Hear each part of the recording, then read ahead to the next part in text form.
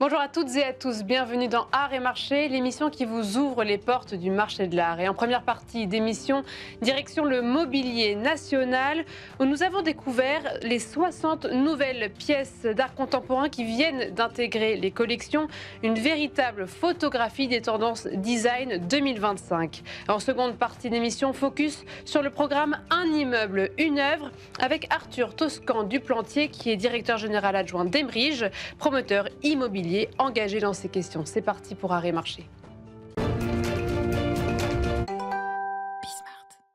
Depuis plusieurs siècles, le mobilier national crée et restaure les meubles et objets destinés à l'ameublement des bâtiments publics en France comme à l'étranger, par exemple les ambassades ou les ministères. Chaque année, ces collections s'enrichissent d'une sélection de pièces représentatives de la création contemporaine.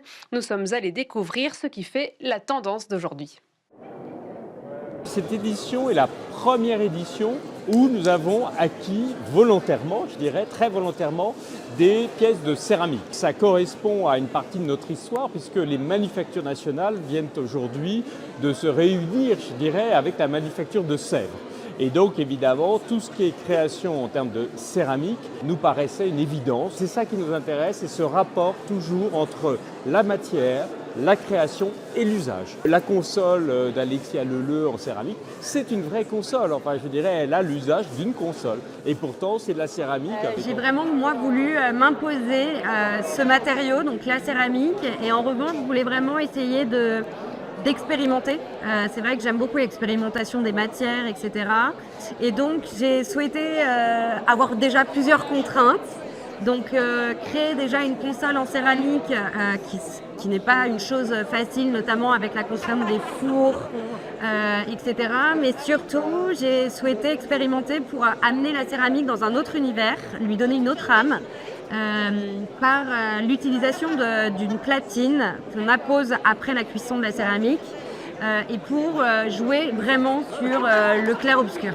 C'est un peu un jeu cette lampe où en fonction des envies, on vient tourner, libérer un peu de la lumière ou au contraire l'obscurcir. Et donc on est sur des ailettes de porcelaine de Limoges. Il y a eu un gros challenge aussi pour que cette ailette soit bien droite avec pas de déformation pour la cuisson. Et puis après, il y a une petite pièce rajoutée ici qui est la pièce de friction qui vient se poser du coup sur l'ossature en métal. En tant que designer produit immobilier qu'on voit beaucoup en fait, ça fait vraiment partie des matériaux avec lesquels le bois, le métal, la céramique. Donc je pense que c'est vraiment légitime que ça soit un peu plus présent ici au Mobilier National. Ouais. Après, il y a les arts de la table évidemment, mais dans le luminaire, il y a beaucoup de céramique. Il y a des miroirs avec des contours en céramique. C'est un matériau qui est assez facile parce que, en gros, le moule n'est pas très onéreux. Il faut un savoir-faire assez conséquent, parce que c'est quand même un art du feu. Donc, à la cuisson, il ne faut pas que les pièces se déforment, etc. Mais c'est quand même assez facile à mettre en place. Il n'y a pas des moules comme pour l'injection plastique extrêmement chers. La démarche est assez facile. Le programme a fêté ses 10 ans et a permis l'installation de près de 1000 œuvres dans toute la France. C'est le programme Un immeuble, une œuvre dont nous allons parler aujourd'hui avec Arthur Toscan Duplantier. Bonjour.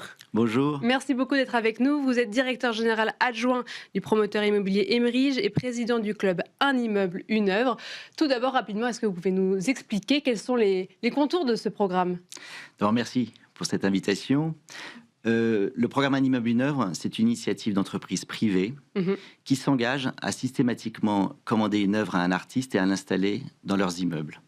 Le programme a une dizaine d'années. On fête ses 10 ans cette année et c'est un véritable succès. Comme vous l'avez rappelé, nous sommes à plus de 1000 œuvres installées sur tout le territoire français, à Paris comme en région, dans des territoires ruraux comme dans des territoires urbains.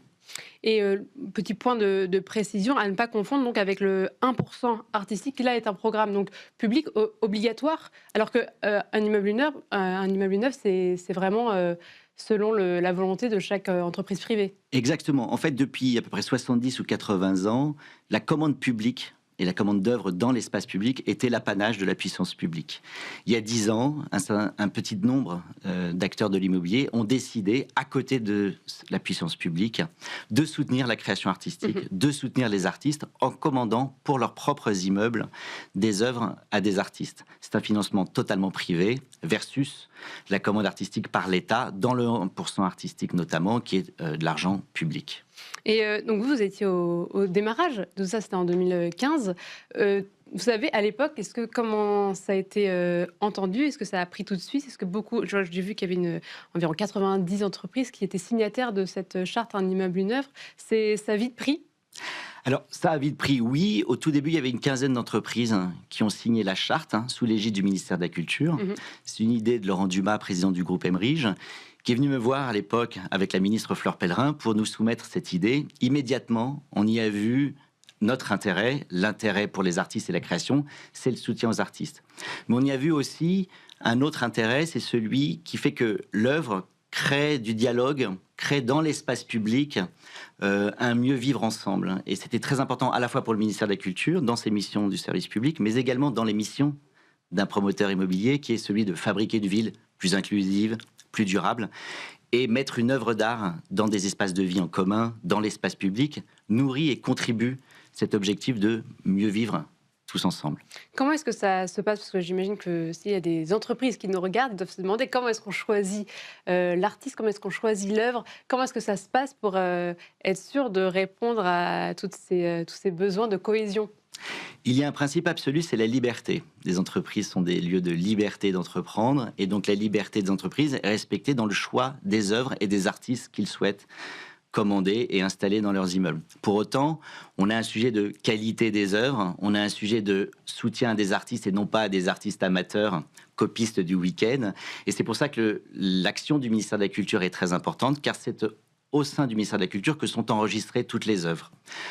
Les entreprises qui ne savent pas faire ou qui veulent s'inscrire dans ce programme, on a créé l'association Le Club Un immeuble, une œuvre, pour les accompagner dans les dimensions fiscales, dans les dimensions juridiques et dans les dimensions de sourcing des artistes. Il est très important dans le sourcing des artistes notamment que de faire appel à des artistes du territoire. Je le disais tout à l'heure, une œuvre sur deux est installée en région, en dehors de Paris, et il est important de faire appel à ces artistes du territoire pour installer ces œuvres et être le plus en dialogue possible avec les ressorts économiques, sociaux du territoire dans lesquels ils sont installés. Est-ce qu'il y a des critères qu'il faut vraiment respecter? C'est-à-dire un artiste vivant, une œuvre, est-ce qu'il y a quelques autres critères? Il y a deux hypothèses, soit la commande d'une œuvre à un artiste, soit l'acquisition d'une œuvre, par exemple auprès d'une galerie. On promeut beaucoup la commande d'une œuvre à un artiste, puisqu'on essaye de soutenir la création vivante et donc les artistes vivants. Donc la majeure partie, 85% des œuvres qui sont installées, sont commandées à des artistes. Ensuite, la question qui doit se poser, c'est est-ce qu'on fait appel ou non à un artiste? Et on demande aux entreprises de s'assurer que, par exemple, qui est un critère important, si ces artistes-là sont à la Maison des artistes, par exemple. Et lorsqu'on est adhérent à la Maison des artistes, on est de fait considéré comme un artiste avec le statut d'artiste. Après, encore une fois, c'est la liberté des entreprises, c'est la liberté de création, c'est la liberté de choix des entreprises par rapport aux œuvres. Est-ce qu'il en va de la responsabilité de l'entreprise de conserver l'œuvre, de faire attention que tout soit bien respectueux du cahier des charges de l'œuvre aussi? Oui. Respectueux du cahier des charges et surtout respectueux du droit de l'artiste. Oui. Et c'est pour ça que lorsqu'une œuvre est commandée par un promoteur immobilier, par exemple, il appartient, in fine, l'œuvre appartient à la copropriété, avec un engagement qui est celle de s'assurer de la conservation de l'œuvre et de son bon entretien. Après, à l'échelle d'une grande copropriété, le coût de l'entretien de l'œuvre est assez minime et ça ne pose généralement jamais de problème. Mais j'insiste sur la nécessité de respecter les droits des artistes dans leur inaliénabilité de leurs droits. Pour les entreprises, quels seraient les avantages? Vous avez parlé de fiscalité, etc., mais je crois que c'est pas pareil que le mécénat, par exemple. Non, c'est pas du tout. On pourrait, mais il faut répondre à un certain nombre de critères très objectifs. On pourrait se voir appliquer la loi sur le mécénat, mais c'est en fait en charge travaux. C'est beaucoup plus simple. Et fiscalement, c'est pas très éloigné de l'avantage fiscal du mécénat. Pour l'entreprise, il y a l'acteur immobilier. C'est comme je le disais tout à l'heure, il y a la volonté de fabriquer une ville plus inclusive, plus durable. Donc ça fait vraiment partie de la stratégie, notamment pour Emerige, ça fait partie de sa stratégie de fabriquer une ville plus durable. C'est aussi embellir les espaces de vie en commun, c'est embellir les espaces publics, car parfois une œuvre n'est pas uniquement dans l'immeuble lui-même, dans les parties communes, mais il peut se trouver à l'extérieur de l'immeuble, sur l'emprise foncière de l'immeuble.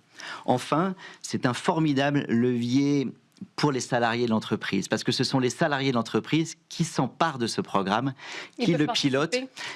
Et ils sont au cœur du dialogue entre l'architecte, qui est un acteur extrêmement important du programme, puisque dès le départ, on fait dialoguer l'architecte et l'artiste. Donc, le salarié est au cœur du dialogue entre l'architecte, l'artiste et l'entreprise générale. Et c'est lui qui, du début jusqu'à la fin, pilote le programme pour et au nom de l'entreprise. Parce que c'est pour des projets qui vont être en construction, ou on peut reprendre des projets Non, c'est un projet qui, ce qu'on appelle en VFA, y compris pour donc des ventes en état futur d'achèvement, tant pour le logement que pour le bureau.